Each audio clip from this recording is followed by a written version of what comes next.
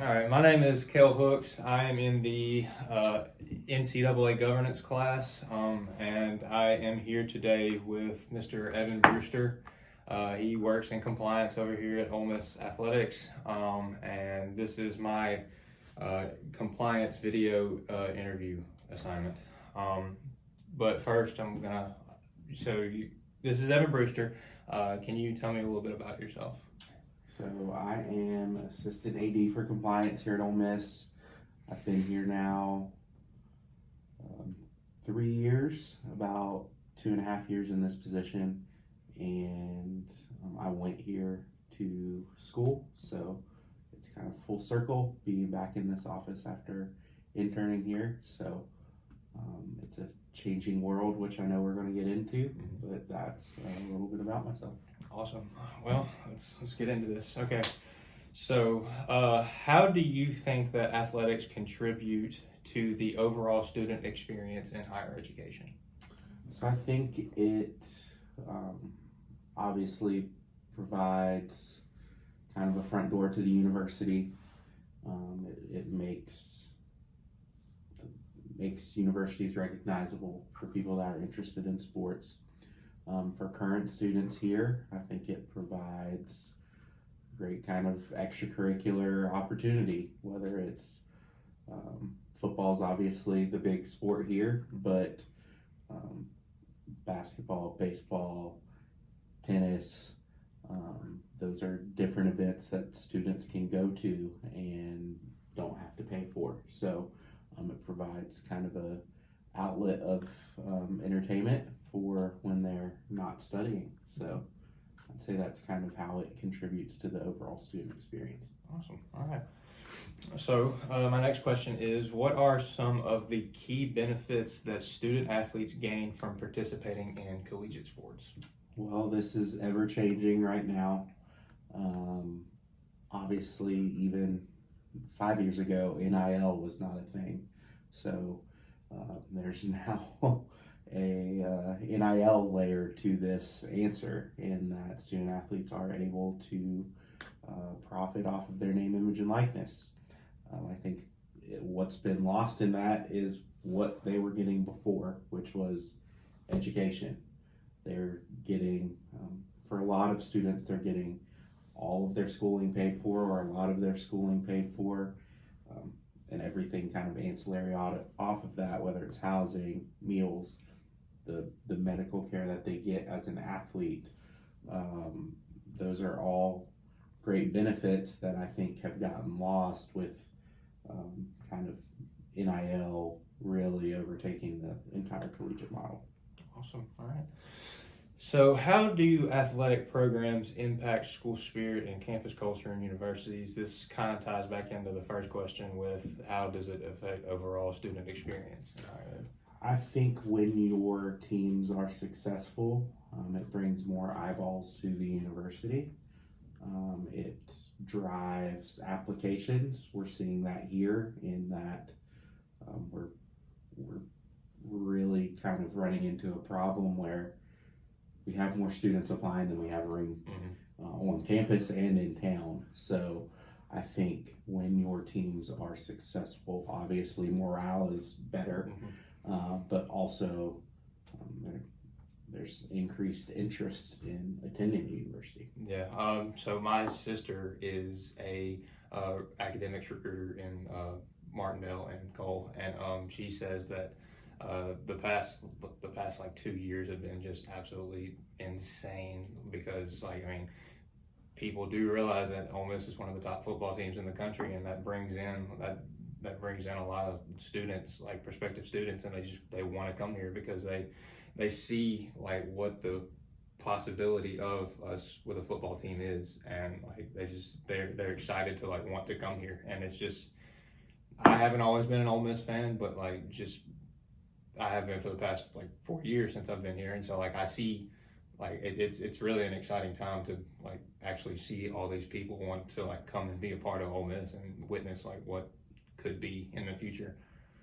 But yeah, so my next question is, what challenges do student athletes face in balancing academics and sports, and how can an institution support them? So obviously there's a lot of time demands. You have a lot of time demands as a student.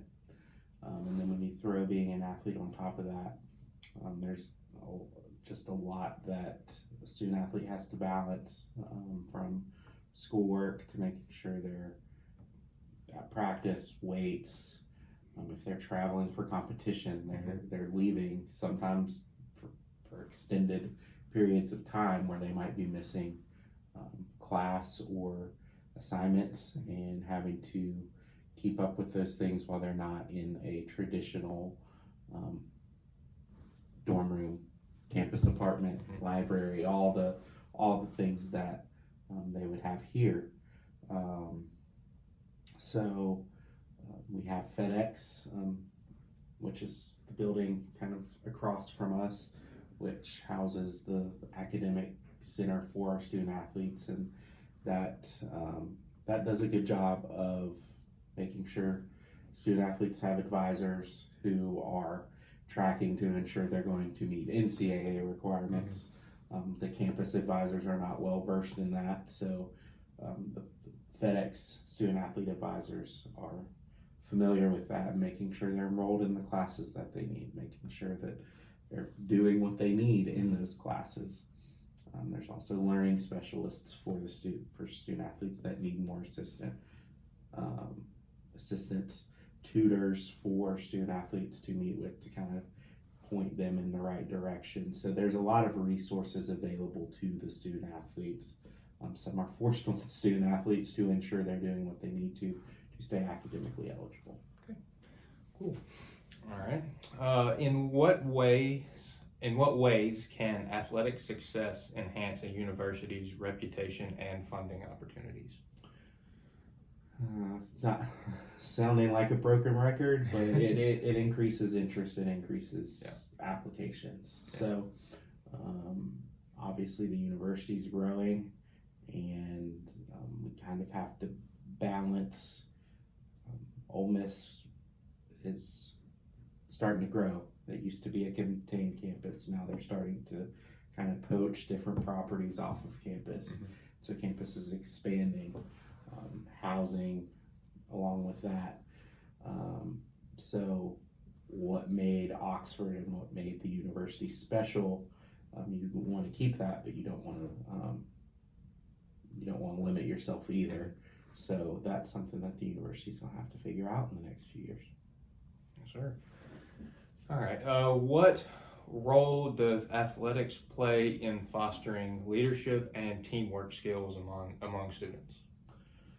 I think that the amount of pressure that's now put on our student athletes, there's always been pressure. You think about how visible SEC athletics specifically is. There's a lot of pressure on our student athletes to perform at a high level, and you kind of have to have thick skin. And now with social media, message boards, just NIL, you're more visible, but also people are going to be more vocal, and I think have higher expectations now that they understand kind of how NIL's operating. So student athletes have a lot of pressure on them, and I think that it puts them in a position where they need to, they have a lot of resources allocated to them, but they also kind of have to grow up very quickly and be prepared for all of those pressures. Okay. All right. So I'm going to kind of skip to the end. So how do you see the future of college athletics evolving, especially with the recent changes in NIL? So this is a big one. Yes. So right now, the big change that's about to happen is going to be the house settlement. And so we've been in kind of this NIL free-for-all world for the past few years, and the house settlement's going to alter that as well. There's going to be revenue sharing, and that just seems foreign to what athletics was when I got into it. But there's going to be revenue sharing. The big thing in my world, from an eligibility standpoint, is there's going to be roster caps, and some of the rosters are getting smaller. Football's going to have less student athletes. Track's going to have less student athletes. There's more opportunity for scholarship if schools can afford it, but there's also going to be less student athletes because of these roster caps. I do think there's going to be it's going to be interesting to see how schools navigate this from a budgetary standpoint. It's going to cost a lot more money, and where are you allocating your resources? I think in the past, a lot of resources were focused on facilities, and now I would argue that that's not as important. Student athletes are worried about, like it or not, they're going to be worried about how much money they're going to be getting. So we have to make sure we're staying competitive in that space, and there's still a lot of unknown. We can prepare as much as we want, but as we've seen, there's just been a consistent kind of legal battle in lots of different areas of college athletics, and so I think that's been the biggest thing the past few years, is just being comfortable in a state of flux, because that's kind of where we've been the past few years. All right. Well, I appreciate it, Mr. Brewster. Yeah. Thank you. Yeah. I appreciate you doing this for me. You're welcome. All right.